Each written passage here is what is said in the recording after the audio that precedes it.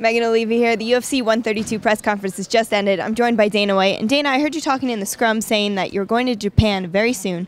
Can you give us any more details on that? Yeah, that's what he was asking me for. He's like, I heard rumors that you're going to Japan. When are you going? We're planning on going there and going there soon. All right. Last time we spoke to you was in Vancouver, and you said that Sam Stout's knockouts was one of the greatest knockouts in the UFC's history.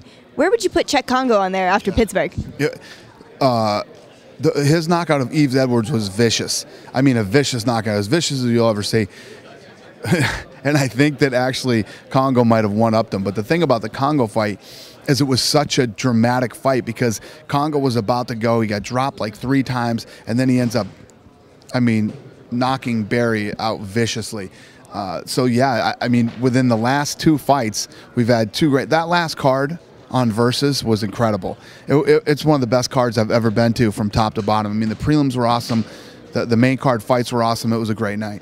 There was a lot of news coming out of Pittsburgh, but one of the things that got overshadowed was Charlie Brenneman's big win against Rick Story. Do you think he's really solidified his name as one of the up-and-coming welterweights that everybody should be watching? Absolutely, and I don't want to take anything away from the kid. He went in there and he did it.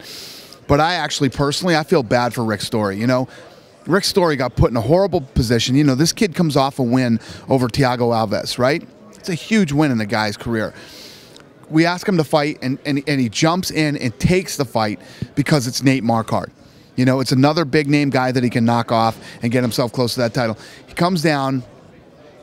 Nate Marquardt screws the kid and puts him in the situation that he puts him in. And the kid is a warrior. He steps up and he still fights, even though it's a lesser fight. I mean, anybody that knows anything about the fight business will tell you that's just such a it's just such a mind fuck for that kid to even, you know, the whole situation.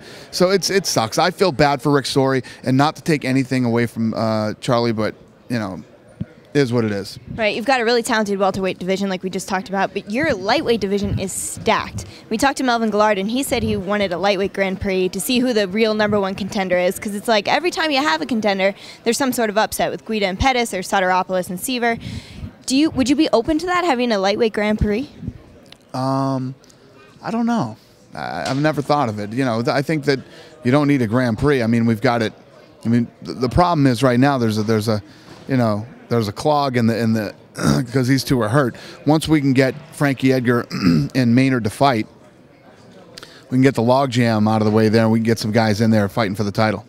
Now, we talked to Tito Ortiz yesterday, and he said he had to beg for his job with the UFC. Is that true? I mean, did he really have to say, keep me in this organization? Yeah, I would never say that publicly or say anything like that. If that's what Tito said, then you know, it is what it is. Listen, Tito's been around for a long time, and he's going to get the chance to fight Bader on Saturday night, and we'll see what happens. After that, if he loses, do you think he's out of the organization? He's absolutely out if he loses. All right, let's talk about Wanderlei, because he's been kind of having a rough patch with his last few fights over the past couple of years. You know, when Chuck Liddell was fighting, people were calling for him to hang it up in his last few fights. Do you think Wanderlei might be in that same position? Because if he loses, he'll have lost 6 of his last 8. Right. We'll see how he fights, and we'll see how he wins or loses on Saturday night. And then, you know, ask me that question Saturday night. Okay, I will. The main event is kind of historic for you guys. You know, 2 bantamweights headlining a pay-per-view card. You know, they came over from the WEC. How important is it for you as an organization to put these lighter weight guys on display so fans can see, you know, how the bantamweights and featherweights bring it? Well, it's a big deal. I think it just shows how much the sport has grown, how much the UFC has grown. You know, for these guys finally to not only be in the UFC and fighting in the UFC, but headlining. You know, headlining a show over Tito, Wanderlei, Lieben. You know what I mean? They've come a long way, and they deserve it. They've put on some incredibly entertaining fights over the last however many years, and they're finally getting their dues. I'm happy for them. I'm pumped for Saturday. What do you think of that main event matchup? I mean, how do you predict the outcome? I love the fight because these guys are so cocky, and so they both don't like each other. They both talk smack about each other. What Uriah said here at the thing today. Listen, we're you know, we're 2 alphas, and you know, we want to end this thing and find out who the real tough guy is and who isn't. I love that, and I just think it's going to be a fun fight.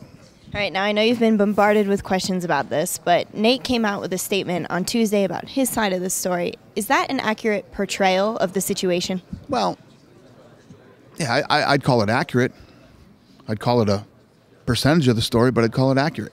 And, you know, it's just, this is a really difficult situation for me. You know me. I lay it all out there, and we talk about everything, and I tell it like it is. And we're in a situation for this one where it's illegal. It's against the law to talk about a guy's medical records.